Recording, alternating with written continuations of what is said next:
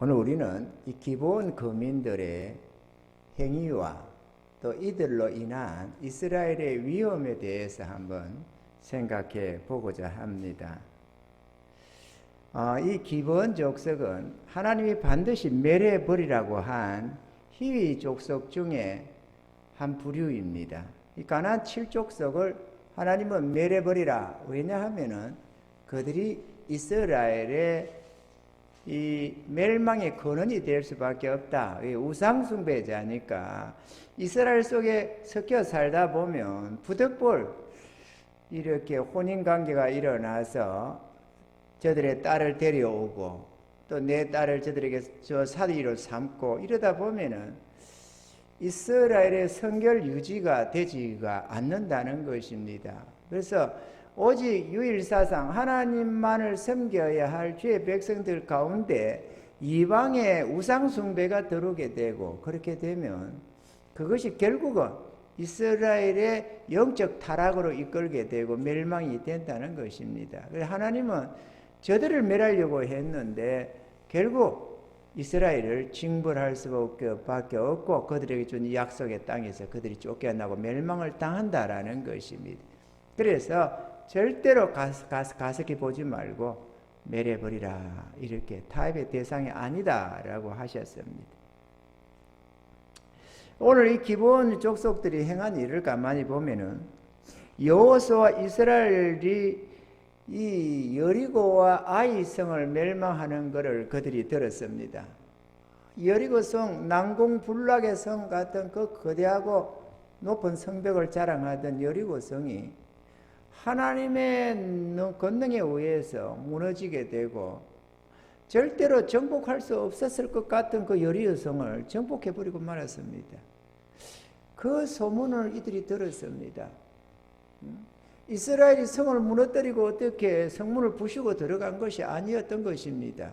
그죠? 하나님의 능력 위에서부터 무너져 내려왔다라고 기록을 하고 있습니다. 야, 그렇지 않아도 홍해 바다를 가르며 저 애굽의 군대를 멸해버리고 또 저 바사나 옥이라든지 아스타로스의 이런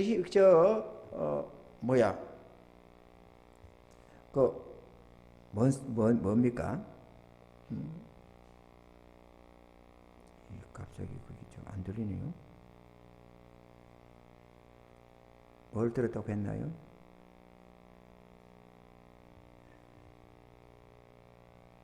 어쨌거나 갑자기 생각이 안 납니다. 이 헤스본 왕 시온, 헤스본 왕 시온. 이 생각이 안 나면 안 되는데 잘 했는데 해야 되는데, 그죠? 어쨌든 이들을 멸했다는 것도 그들이 들었습니다.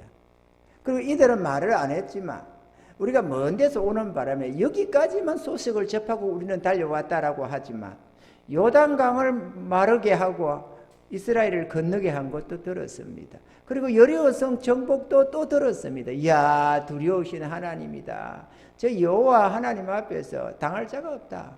그런데다가 아이성을 도륙해버린 것을 또 들었습니다. 이러니 저들이 바짝 긴장 정도가 아니고 쫄아서 이제 우리는 다 죽었다라는 생각을 하게 되었습니다. 그래서 계략을 써서 책략을 써서 들어가게 됐는데요. 그들이 위장 전술을 오늘 썼습니다.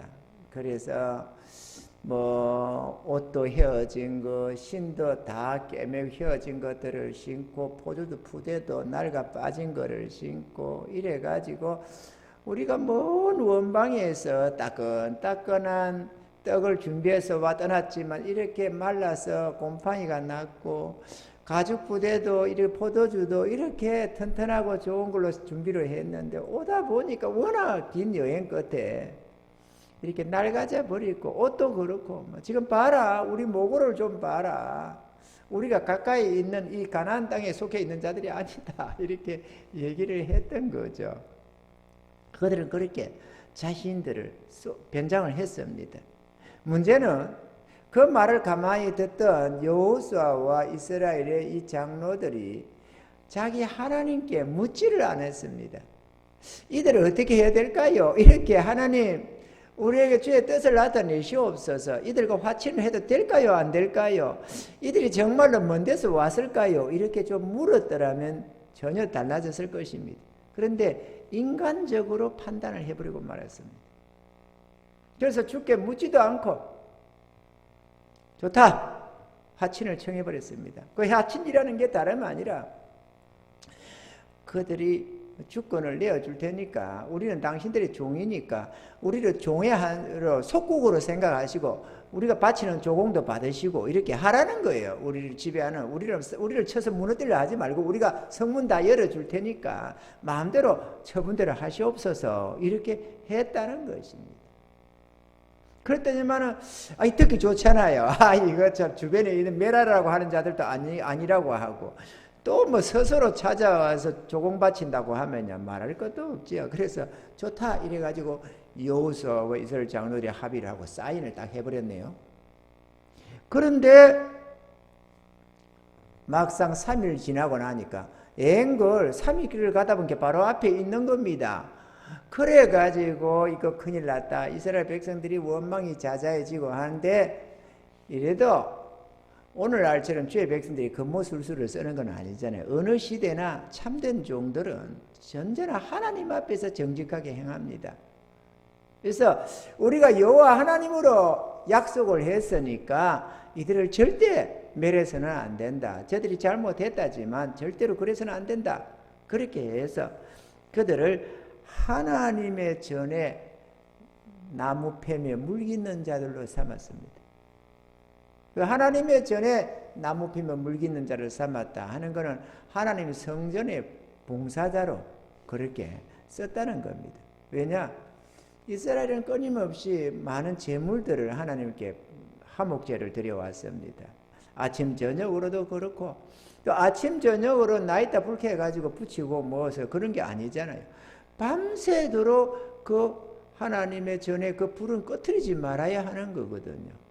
그러니까 번제단에 불을 안 꺼트리려고 하니까 뭐 재물이 있건 없건 항상 번제단에는 불이 붙고 있어야 된다라는 것이죠. 그러려면은 많은 나무를 공수해 와야 되지 않습니까? 무슨 뭐 주변에 있는 이런저런 풀 혹은 잡초 뭐 이런 뭐 곡식단 이런 거로 가지고 할 수는 없잖아요. 단에다가 태우는 거니까. 그러니 뭐처럼 이런 장작개비들 큰 것들 이런 것들로 가지고 태워야만 오래오래 불씨가 유지되는 것입니다. 그래서 항상 산에서 나무를 패다 날라야만 했고 또 번제단에 제물을 태우거나 제사장들이 성전에 들어가거나 나오거나 할 때는 항상 몸을 씻고 또 번제단에서 또 이 짐승을 씻어서 이렇게 하나님 앞에 제물을 드렸습니다. 물두멍에서 말이죠. 그러다 보니까 거기에 항상 물이 깨끗한 맑은 물이 항상 가득해야 된다는 것입니다. 그것을 이스라엘은 노예로 전락한 것 같은 이 합의한 이 종들을 통해서 희위 족속들 이 기본 족속들을 통해서 그 일을 항상 하게 했더라는 것입니다. 아멘이죠. 이들이 나중에 보면은 주변에 이제 이 희위 족속 중에 이 기본 거민들이 이스라엘과 화친을 했다는 말을 듣고 뭐 여리고 왕이라 예루살렘 왕이라든지 헤브론 왕, 야르뭇 왕, 뭐 라기스 왕, 에글론 왕 이런 5 왕이 동맹을 맺고 이들을 기본 족속을 멸해버리자. 저들이 함께 싸워야 될 텐데 오히려 여호수아에게 항복해서 저들과 화친을 청했다. 이렇게 해서 공격을 해옵니다.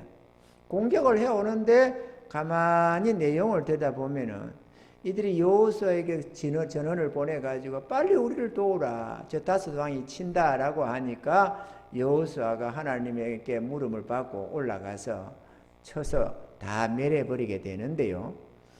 저 가나안 족속들과 싸운 이들이 이 기본 족속이 아니고 마치 저들이 기본 족속과 저 여러 왕들이 싸우는 것 같은 모양새였지만 사실은 그들을 멸한 자들은 이스라엘이 했다는 것입니다. 그래서 이렇게 돼가지고 이들이 결국은 이스라엘 속에 남아서 눈에 가시 같은 존재, 옆구리에 채찍 같은 존재, 이렇게 이스라엘의 고통의 원인이 되었고 멸망이 되었다라는 것입니다. 우리는 이것을 통해서 몇 가지로 교훈을 받고자 합니다. 우리 하나님은 이 사건을 통해서 우리에게 말씀하시는 것이 있다라는 것입니다. 첫째, 이스라엘 속에 찾아 들어온 기본 거민들로 인한 위험입니다. 멸해야 할 기본 거민들이 하나님의 백성들 중에 거하게 되었다는 것입니다.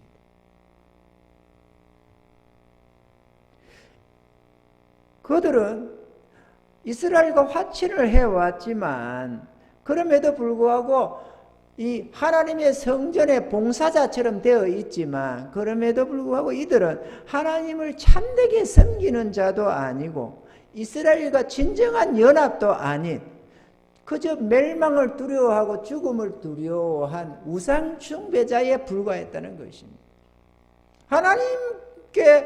하나님을 숭배하는 자, 하나님을 섬기는 자라면 진정한 성전 봉사자라면 당연히 우상 숭배를 버리고 이스라엘에 귀화되어 와야죠. 하나님 섬김이 돼 여호와 하나님을 섬김이 돼야 되는데 이들은 여전히 기본 족속이다 이거죠. 그리고 이스라엘과 연합을 했다지만 군사적인 동맹을 맺어서 적과 함께 싸우는 존재도 아닌 그냥 자기들의 목숨을 위해서 숨어 들어와서 연합되어 있는 그런 우상숭배, 죽음을 두려워한 멸망을 두려워하는 우상숭배자들이 불과했다는 것입니다. 그래서 가나안 7족족과 싸울 때도 그 어느 곳에서도 이 기본 족속이 함께 붙어서 싸웠다는 것이 여기는 전혀 없습니다. 이 기본 거민의 화치는 이스라엘 내부 깊숙이 숨어든 오늘날로 치면 바이러스와 같은 존재입니다. 그래서 멸해야만 했었는데 그들에게 쏘가서 멸하지 못한 이스라엘의 고통의 원인, 멸망의 원인으로 작용되었다는 것입니다.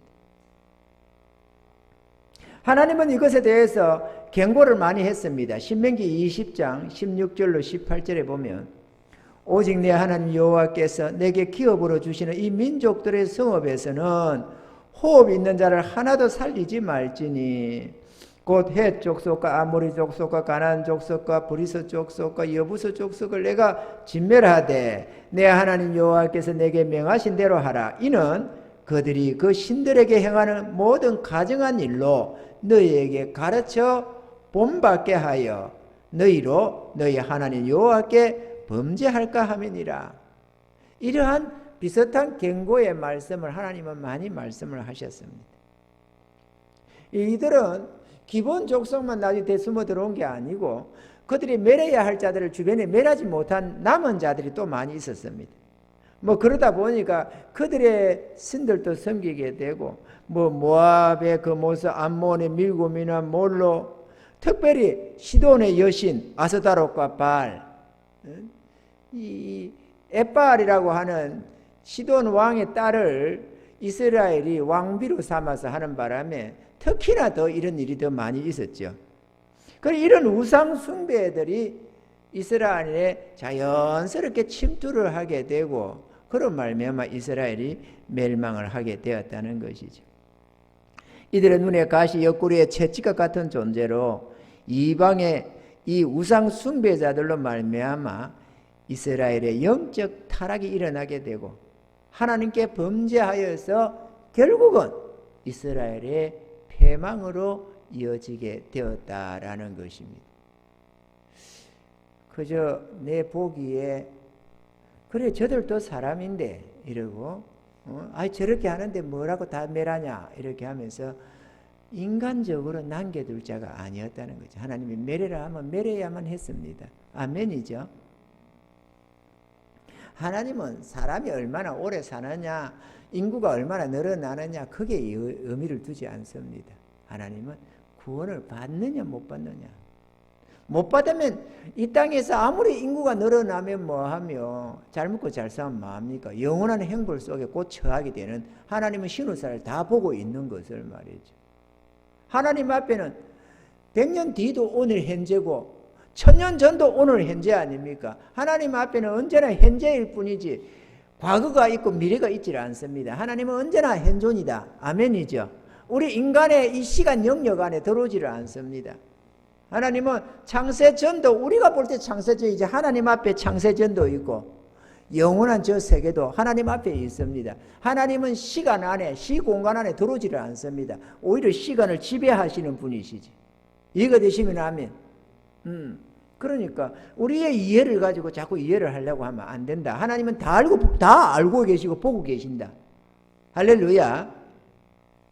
그래서 그 하나님이 이스라엘을 염려해서 순수한 백성들, 여호와 하나님을 경외하는 순수한 자기 백성들을 삼기를 원하셨는데 이들이 하나님의 그 뜻을 저버리고 이렇게 저렇게 우상 숭배자들과 함께하게 되고 또 저들의 딸들을 데려오지 말고 네 아들들을 주지 말라고 딸들 데려오지 말고 또 네 딸들을 저들에게 주지 말아라. 그렇게 혼합시키지 말라고 했는데도 불구하고 그들은 그것을 업수히 여기고 그렇게 저렇게 함으로써 결국은 하나님의 징벌의 대상이 되고 말았다라는 것입니다. 우리는 그런 것을 경계해야 될 줄로 믿습니다. 두 번째로 교회 속에 찾아드는 기본 거민들로 인한 위험입니다. 이 이스라엘 속에 찾아든 기본 거민은 다름 아니라 교회 속에 똑같이 영적 이스라엘이라고 하는 이 교회 속에도 기본 족속이 숨어 들어온다는 것입니다. 이게 얼마나 위험하냐 하면은 로마의 콘스탄티누스 황제가 313년에 로마가 기독교로 자기가 개종을 하면서 기독교로 공인해버렸지 않습니까? 세계를 지배하던 로마 황제가 기독교로 개종하고 국교로 딱 선언을 하게 되니까 수많은 사람들이 기독교로 개종을 하고 말았습니다.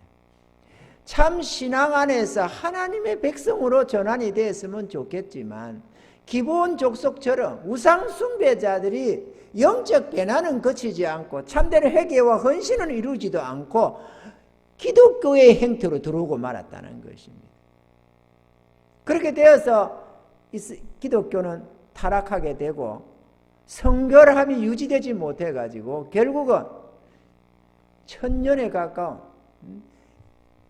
AD 500년에서 1500년 이런 1000년의 긴 세월 동안 영적 암흑 시대라고 하는 참담한 결과를 초래하고 말았습니다. 하나님은 교회 중에서 떠나버리는 모습이었고 그저 인간의 이성이 지배하고 다스리는 그런 기독교 문화를 싹 틔웠다라고 할 수가 있는 것입니다. 이스라엘의 성결이 중요했듯이 교회의 성결 유지는 참으로 중요합니다. 그런데 외식함으로 섬기는 성화되지 않는 교인과 직분자들로 인하여 교회의 성결 유지는 깨어지고 결국 교회의 침체로 이어져 간다는 것입니다. 이들은 교회 안에 속해 있지만 그러나 기본 족속과 같아서 세상을 향하여 싸우기보다는 오히려 세상과 짝하는 존재들이라는 것입니다. 저희 기본 거민들이 그랬듯이 말이죠. 우리는 교회의 성결 유지가 얼마나 중요한지를 알아야만 합니다. 교회의 성결 유지를 위해서 사용되는 몇 가지가 있습니다. 첫째가 세례입니다. 세례식을 통해서 성결 유지를 해갈 수 있습니다. 오늘날에 잘못된 사람들이 목회자들이 세례를 아무렇게나 줘가지고 이 기본 족속을 양성하는 그러한 결과를 초래합니다. 세례를 누구에게 줘야 되느냐? 자기가 죄인됨을 고백하는 자들 그리고 그리스도를 자신의 구주로 고백하는 그들에게 주어져야만 하는 것입니다. 아멘이죠. 1년 지났다고 줘서도 안 되고 기독교를 많이 양성하겠다고 줘서도 안 된다 그거죠. 왜? 그렇게 되면 기본 족속이 된다 이거죠. 그들이 교회의 성결 유지가 깨져버립니다. 교회가 성결해서 거룩한 하나님의 백성으로 세상에서 등대와 같은 역할을 해야 되고 등불 같은 역할을 하고 다 못 믿어도 교회는만큼은 신령하게 봐야 하는데 이 교회가 타락을 해가지고 세상의 지탄의 대상이 되는 이유가 교회의 성결 유지가 안 돼서 그렇다는 것입니다. 그러니까 세례는 아무렇게나 목사님 우리 애도 지금 제복되는데 세례를 주셔야 되지 않나 이렇게 할 종류가 아닙니다. 목사님 내가 교회를 다닌 지가 1년도 넘었는데 세례 안 주셔요? 이렇게 해서는 안 됩니다. 아멘이죠. 세례는 아무나 주는 게 아닙니다. 자신이 죄인됨을 깨닫고 주를 믿노라고 주를 믿고 살겠노라고 하는 참된 신앙의 고백이 있어야만 줘야 된다는 것입니다. 오늘날 대한민국의 수많은 젊은 청년들이 군에 가서 무더기로 세례를 받습니다. 아니 1000명이고 2000명이고 10,000명이고 20,000명이고 세례를 받을 때에 그들이 한꺼번에 자신은 죄인이요 우리 주님으로 말미암는 구원이야말로 유일한 길이다 이렇게 하면서 그리스도를 고백해서 세례를 받았겠습니까? 아닙니다. 그냥 주는 거예요. 내가 듣기로는 그냥 준다고 그래요. 그리고 자신들은 내가 몇천 명을 세례줬다 몇만 명을 세례줬다 이러면서 군목들이 자랑을 치는 경우가 있다고 하는데 그거야말로 하나님의 뜻에 위배되는 행동인 것입니다.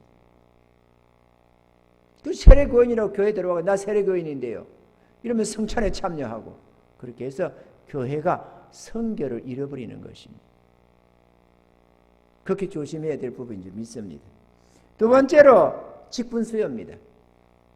직분수여할 때도 뭐 주초를 검해야 된다 11조를 하겠느냐 주일 성수하겠느냐 이런 거를 물어가면서 직분을 수여합니다.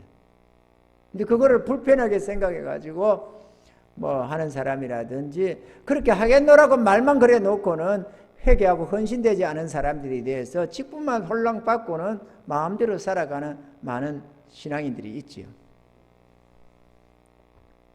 그런데 성경은 이러한 직분 수여에 대해서 분명하게 여러 가지로 말씀을 합니다.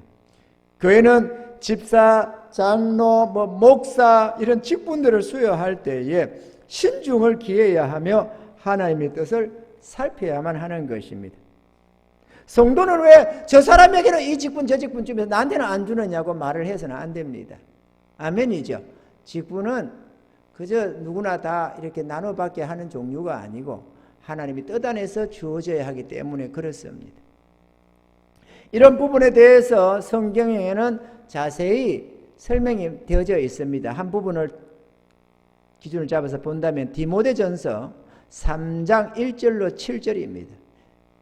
여기 보면 mit보다 이 말이여 사람이 감독의 직분을 얻으려 하면 선한 일을 사모한다 함이로다. 선한 일을 사모해서 감독을 직분을 받는 것이지 나는 뭐가 되겠다 나는 장로 권사 뭐 이렇게 그거를 명예직으로 무슨 권세직으로 받아서는 안 된다는 것이죠. 아멘이죠. 그러므로 감독은 책망할 것이 없으며 책망할 것이 없어야 된다. 아름다운 신앙이 된다. 또 한 아내의 남편이 되며 뭐 이 여자 저 여자 이리 결혼했다가 이혼하고 저리 결혼했다가 이혼하고 이것도 옳지가 않다. 또 절제하며 절제해야 된다. 절제가 있어야지 감독이 많은 성도들을 이렇게 이끌어가는 모범되어야 할 자가 자기 잘 하나 절제를 못하면 어떡하느냐. 근신하며 아담하며 아담이라는 게 오늘날 치면 아담을 곱상하게 이렇게 얘기하지만 이거는 그런 의미가 아니고 어떤 정결한 어떤 모습들 이게 어떤 누추함이 없는 이런 그런 어떤 신앙의 모습들을 말하는 거죠. 아담하며 또 나그네를 대접하며 남에게 베풀 줄도 잘해야 되고 가르치기를 잘하며 술을 즐기지 아니하며 구타하지 아니하며 오직 관용하며 다투지 아니하며 넉넉함이 있어야 된다는 거죠. 또 돈을 사랑치 아니하며 무엇보다 자기 집을 잘 다스려 자녀들로 모든 단정함으로 복종케 하는 자라야 할지며 이 단정함이 아담함이며 같은 뜻으로 쓰여져 있습니다. 사람이 자기 집을 다스릴 줄 모르면, 다스릴 줄 알지 못하면 어찌 하나님의 교회를 돌아보리요. 자기 집에 식구 매치도 제대로 관리가 안 되는데 어떻게 교회를 다스리겠느냐 이거죠. 새로 입교한 자도 말지니 교만하여져서 마귀를 정죄하는 그 정죄에 빠질까 함이요. 또한 외인에게서도 세상 사람들 이웃들 앞에서도 선한 증거를 얻은 자라야 할지니 비방과 마귀의 올무에 빠질까 염려하라. 이웃들 세상 사람들로부터 인정받을 줄 알지. 야, 저 사람은 참 아름다운 사람이야. 저 사람은 정말로 멋있는 분이야. 훌륭한 분이야. 이런 인정을 받을 수 있어야 한다. 오늘날에는 이런 것에 이런 것으로 이거는 감독이라고 했으니까 오늘날로 치면 목사요 장로에 해당됩니다. 그런데 이런 걸 가지고 딱 들이면은 추풍 낙엽으로 우수수 떨어질 목사 장로가 있지 않겠어요? 인격적으로 행편없는 자기 집을 뭐 다스릴 수 있는 것도 아니고 돈 사랑하는 자들도 무수하게 많고 여기에 해당하면 딱 갖다가 대면은 하나님이 기준을 세운 여기에 입각해서 장로를 세우고 목사를 세우고 이런다면은 오늘날에 아마 아무리 적어도 3분의 2는 아마 추풍 낙엽으로 날아가 버릴 겁니다. 아무리 넉넉하게 대충 미말에 세워서 여줘도 목사 10명에 최소한도 6, 7명은 자격 박탈이 될 것입니다. 그렇겠죠? 내가 좋게 봐주는 겁니다. 6, 7 떨어지는 것도. 사실은 더하면 8, 9 떨어져야 된다고 해도 과언이 아닐 텐데 말이죠. 이런 잘못된 이런 경우를 망각하고 막 목사를 양성하고 장로직을 축복하고 이렇게 해가지고 교회가 타락을 해버리는 거예요. 한국 교회가 어두워져 버리는 겁니다. 하나님의 징계의 대상이 돼버리고 말지 않습니까? 외인에게 칭찬은 고사고 외인에게서부터 손가락질의 대상이 돼버리는 이런 시대가 되고 말았다 이거죠. 집사도 그렇습니다. 이 집사는 오늘날 서리 집사는 아닙니다. 안수 집사에 해당되는 것입니다. 계속해서 디모데전서 3장 8절로 10절에 보면은 이와 같이 집사들도 단정하고 일구이연을 하지 아니하고 술에 임박이지 아니하고 더러운 일을 탐하지 아니하고 깨끗한 양심에 믿음의 비밀을 가진 자라야 할지니 이에 이 사람들을 먼저 시험하여 보고 그 후에 책망할 것이 없으면 집사의 직분을 하게 할 것이요. 그러니까 헌금 좀 한다고 열심히 좀 있다고 한다고 이렇게 줄 종류가 아니고 그들의 인성과 모든 덕목, 신앙의 어떤 이런 것들을 다 살펴봐야 된다는 말이죠. 그리고 난 다음에 줘야 된다. 그리고 집사들도 여전히 말을 합니다. 이 여집사님인데 그때 당시에 나는 이거를 보면서도 이 여집사도 안수집사에 해당한다고 나는 생각을 합니다. 오늘날은 여집사를 권사만 세우지 여집사는 서리집사밖에 안 주잖아요. 안수집사가 없잖아요. 그런데 사실은 여기서 말하는 이 여집사는 안수집사에 해당되는 자다. 나는 그렇게 생각을 합니다. 여자들도 이와 같이 누구와 같이요? 그 앞에 집사, 남자 집사들과 같이 단정하고 참소하지 말며 절제하며 모든 일에 충성된 자라야 할지니라. 이 서리 집사가 아닙니다. 서리 집사는 대행. 집사 대신에 이렇게 세워서 좀 이렇게 좀 경험도 쌓고 또 부족한 일손도 돕고 이렇게 하라고 세우는 서리집사. 좀 찬바람만 돌아도 추추추 떨어진다는 이 서리같이 떨어진다는 그 서리집사. 대충 이렇게 조금 열심만 좀 있으면 또 열심히 있거나 또 좀 준다면 나는 안 받는다고 도리지를 한 사람이 또 얼마나 많은지 몰라요. 안 받는다고 또 목사님 받으라 푸고 또 이렇게 말이죠. 참 안타까운 실정입니다. 그러다 보니까 문제가 생깁니다. 디모데전서 3장 12절로 13절에는 계속해서 이렇게 말합니다. 집사들은 한 아내의 남편이 되어 자녀와 자기 집을 잘 다스리는 자일지니 집사의 직분을 잘한 자들은 아름다운 지위와 그리스도 예수 안에 있는 믿음의 큰 담력을 얻느니라. 할렐루야. 충성하면 하나님의 성령으로 말미암는 믿음의 담대함을 얻게 된다라는 것입니다. 우리는 짧은 시간에 살펴보는 바지만 교회의 성결 유지가 얼마나 중요하냐. 그것은 만약에 성결 유지를 못하고 기본 족속 같은 자들이 이렇게 숨어 들어오게 되면 결국은 우리 눈에 가시가 되고 옆구리에 채찍이 되어서 오늘날의 한국 교회의 황폐함 같이 황폐함이 되어버린다는 것입니다. 가나안 7족속을 정복하고 세상을 정복해 가는 자가 아니라 세상에 정복당하는 그런 신세로 오늘 우리 한국 교회가 전락한 것만 봐도 이것이 얼마나 위험한 일인가를 알아야 합니다. 우리는 한국 교회를 논하기 전에 우리 교회 안에서 성결 유지를 최대한 힘써야 합니다. 우리가 한국 교회를 책임지는 건 아니지 않습니까? 한국 교회를 위해서 함께 기도하며 탄식은 할지라도 또 영향이 주어지고 하나님이 들어 쓰신다면 한국 교회의 성결 유지를 위해서도 힘써야 하겠고 한국 교회의 부흥을 위해서도 힘써야 하겠지만 그러나 우리는 배국 교회라고 하는 이 지교회 안에서 성결을 도모하는 것입니다. 그러므로 교회 안에 체면 때문에 뭐 때문에 직분을 줘서도 안 될 것이요. 어떤 이런저런 이유로 하나님께 묻지 않고 하나님의 뜻을 구하지 않고 세례를 주거나 직분을 수여하는 일은 없어야 하겠다라는 것입니다. 할렐루야! 세 번째, 신자의 마음속에 찾아드는 기본의 거민들로 인한 위험이 있다는 것입니다.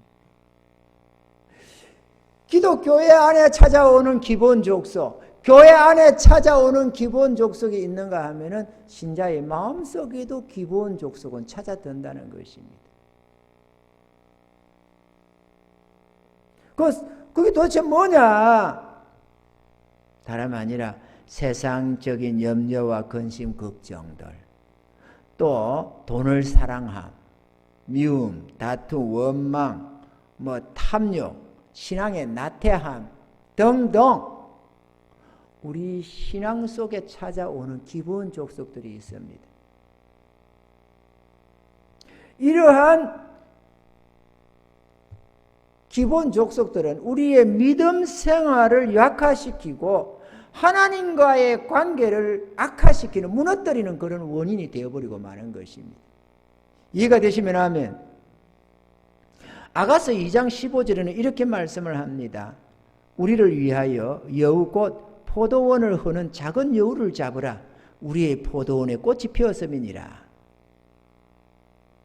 작고 사랑스럽기까지 한 여우 한 마리, 여우 새끼 한 마리가 아름다운 포도원을 망칠 수가 있다는 것입니다. 왜? 이제 여린 꽃이 피고 순이 나는 때다 보니까 작은 것이 이리 뛰고 저리 뛰면서 나비 쫓고 벌 쫓고 하면서 이렇게 저리 하다 보면 완전히 포도밭이 망칠 수가 있다는 것이죠. 우리의 마음속에 찾아드는 기본 족속도 사랑스럽기까지 한 그렇게 위험스러워 보이지 않는 여우새끼 같은 것이 우리 안에서 하나님과의 관계를 허물어뜨린다는 것입니다. 조그마한 내 정욕이 나를 허물어뜨리는 것입니다.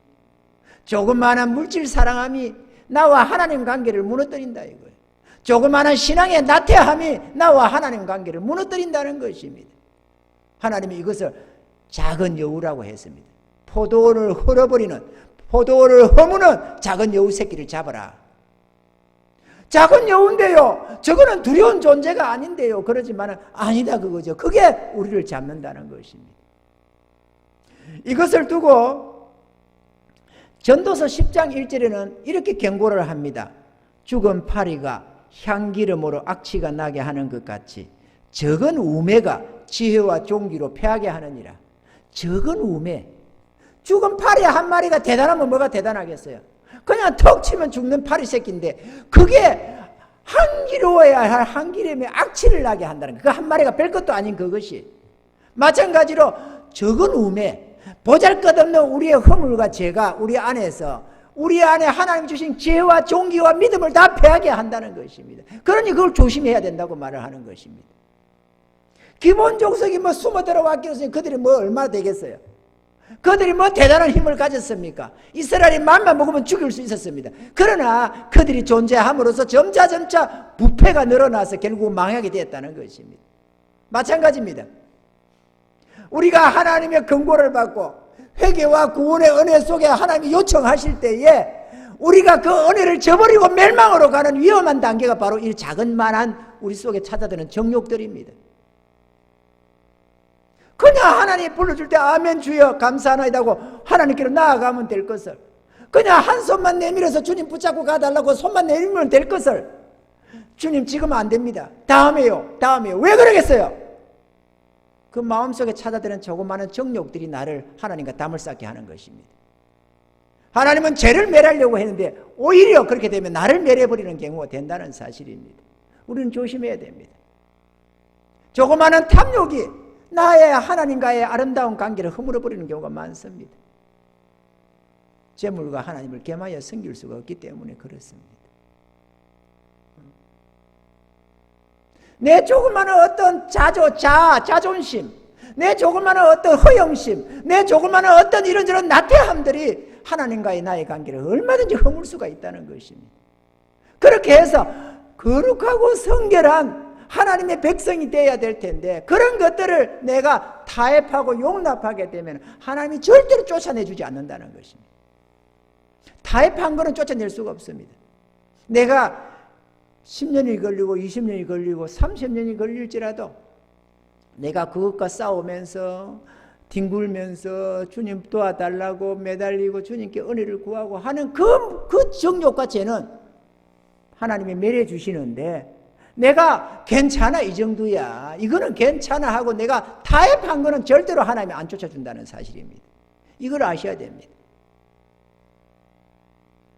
이스라엘은 기본 족속을 받아들였습니다. 타협을 하고 말았습니다. 그렇기 때문에 그들은 영원히 남을 수가 있었어요. 하나님은 우리를 보고 어떤 정욕과 죄든지 타협하지 말라고 합니다. 가나안 철수속은 다 멸해버리라, 이게 하나님의 뜻입니다. 아멘이죠. 내 안에 어떤 정욕이 나를 달콤하게 하고 내 인생의 낙이 되고 즐거움이 되는 것 같아도 그것이 나와 하나님 사이를 갈라놓는 죄악이 된다면 우리는 과감하게 버릴 수 있어야 합니다. 그런데 내가 그 정욕과 죄를 마음대로 버리고 싶다고 잘 버려지는 건 아닙니다. 그러나 내가 타협하고 내 안에서 거기 내 안에 존재할 수 있도록 내가 이유를 만들어주고 타협을 해서는 안 된다는 것입니다.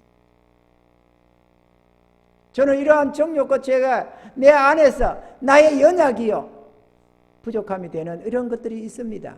그래서 저는 20년 30년 동안 싸우는 것들도 있습니다. 한꺼번에 멸해지는 것도 있지만 10년 20년 30년 싸워야만 되는 것들도 있습니다. 아주 뿌리 깊은 것들, 내 속성과 같은 존재들이 있습니다. 그것들은 한순간에 무너지는 게 아닙니다. 내가 기도한다 도와주세요 한다 한순간에 없어지는 게 아닙니다. 그런데 중요한 것은 타협하지 말아야 한다는 것입니다. 뭐 이 정도야 어때? 내가 타협하는 순간에 하나님은 다시는 그걸 쫓아주지 않습니다. 내 안에서 멸할 길이 없어집니다.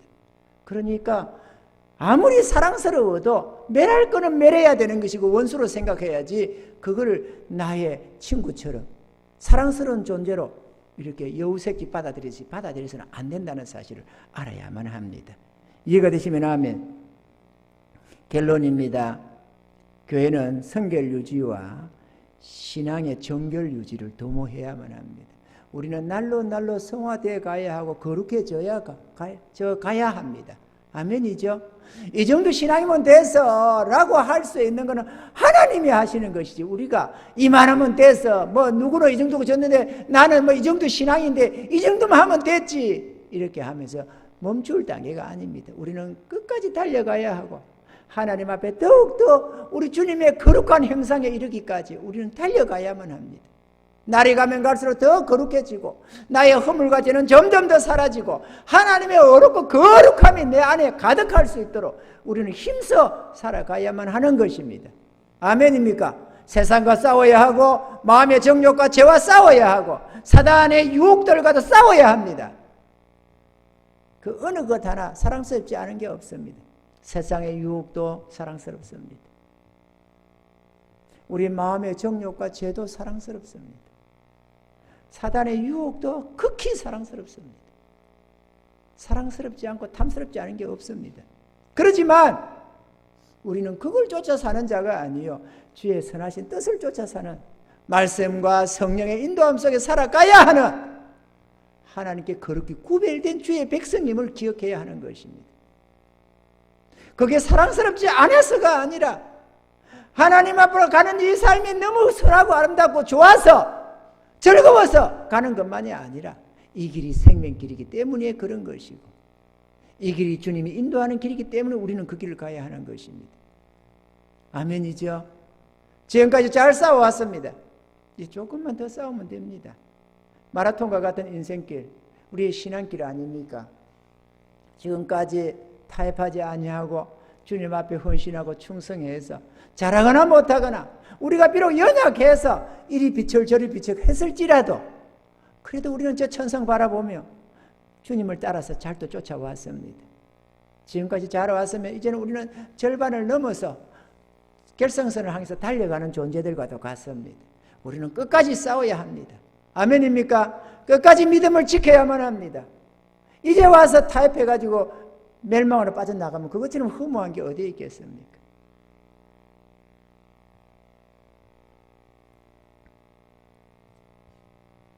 하나님의 뜻을 구하며 정욕과 타협하지 마시길 바랍니다. 이 정욕과 죄를 수용하고 타협하면 우리의 마음은 위축되고 하나님의 은혜에서 멀어진다는 것입니다. 여호수아 23장 12절로 13절에 보면은 너희가 만일 퇴보하여 너희 중에 빠져남아 있는 이 민족들을 친근히 하여 더불어 혼인하며 피차 왕래하면 정령이 알라 너희 하나님 여호와께서 이 민족들을 너희 목전에서 다시는 쫓아내지 아니하시리니 그들이 너희에게 올무가 되며 덫이 되며 너희 옆구리에 채찍이 되며 너희 눈에 가시가 되어서 너희가 필경은 너희 하나님 여호와께서 너희에게 주신 이 아름다운 땅에서 멸절하리라. 제 나라에서 버림을 당하고 천국에 들어가지 못하게 된다는 사실입니다. 진자는 이긴 자의 종이 됩니다. 죄의 짐은 죄의 종이 되고 우리가 죄와 정욕과 세상과 사단의 유혹을 이기고 승리하면 영원히 천국에서 왕노릇하게 된다는 사실입니다. 아멘입니까? 특별히 마음의 정결을 도모해야 합니다. 남이 어쩌네 말할 게 아니라 내 자신의 마음의 정결을 도모해야만 합니다. 날마다 거룩함을 추구해야 되고 내 안에 보여지는 숨은 허물들이 드러나면 주님께 은혜 구해가면서 주님 도와주세요. 이것 제할 수 있게 해주세요. 비가 같이 아름다울 수 있도록 이 모든 것을 제하시고 하나님의 그 거룩한 형상, 우리 주님의 그 거룩한 형상을 나도 담게 도와주시옵소서. 우리는 고백할 수 있어야 하는 것입니다. 아멘이죠. 요한일서 3장 3절에는 주를 향하여 이 소망을 가진 자마다 그의 깨끗하심과 같이 자기를 깨끗하게 하느니라. 우리 주님의 깨끗하심과 같이 천국을 소망하는 자들마다 우리 주님이 깨끗하신 것 같이 자기를 깨끗하게 한다고 말씀을 하고 계시는 것입니다.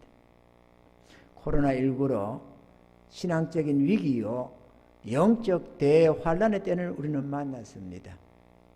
이런 때일수록 신앙적인 열심을 내어서 누구 때문에 체면 때문에 교회를 나오는 게 아니라 내 하나님과의 관계를 더 회복시키고 더 진척시키고 더 나아가기 위해서 은혜 있기 위해서 필사적으로 하나님께로 나아가고 주님을 의지하는 그런 믿음의 사람들로 변해되어 가야 될 줄로 믿습니다.